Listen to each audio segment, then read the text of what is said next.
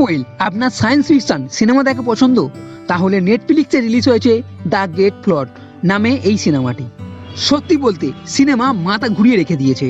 সিনেমার প্লট, গল্প এতটাই ঘুরন্ত যে না দেখলে বোঝা মুশকিল।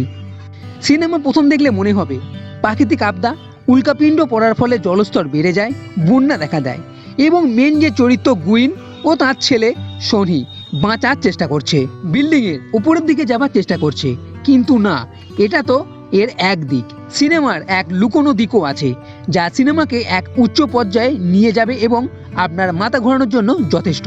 আর এখানেই আছে সায়েন্স ফিকশনের তরকা। সিনেমা প্রথম থেকেই টান টান জবরদস্ত, কারণ সিনেমার গল্প টু দ্য পয়েন্ট দেখায়। কোনো ব্যাকগ্রাউন্ড নয়, মেন পয়েন্ট। জল বেড়ে যাওয়া, বিল্ডিং ডুবে যাওয়া থেকে শুরু, এবং আনসু যেভাবে তার ছেলেকে বিল্ডিংয়ের ওপরে নিয়ে যাবার জন্য চেষ্টা করছে। এখানে একটা লোকও আছে, সেও সাহায্য করছে।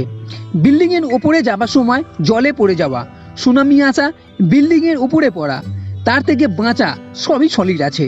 কিন্তু এর পরে আছে টাইম লুপের মতন এক ঘটনা, যেখানে একই ঘটনা বারবার হতে থাকে, কিন্তু প্রত্যেকবারই কিছু না কিছু আলাদা ঘটছে। তবে এক্ষেত্রেও আছে একটা টুইস্ট। এই উল্কাপাতের ফলে পুরো মানব সভ্যতা বিপন্ন। গুইনই পারে ভবিষ্যৎ প্রজন্মকে বাঁচাতে, কিন্তু কিভাবে? এরা এই বন্যা পরিস্থিতি থেকে বাঁচতে পারবে কিনা? সলিড এক থ্রিলার সিনেমা, টান টান একটা উত্তেজনা, যার প্রতিটা মুহূর্ত দুর্দান্ত। আপনি নেটফ্লিক্সে গিয়ে হিন্দি র্যাপের সঙ্গে এই সিনেমা দেখে নিতে পারেন। তো বন্ধুরা, এই ভিডিও যদি ভালো লেগে থাকে তাহলে লাইক করো, কমেন্ট করো, শেয়ার করো, আর এই চ্যানেলটি সাবস্ক্রাইব করতে কখনোই ভুলবে না। এই ভিডিও দেখার জন্য ধন্যবাদ।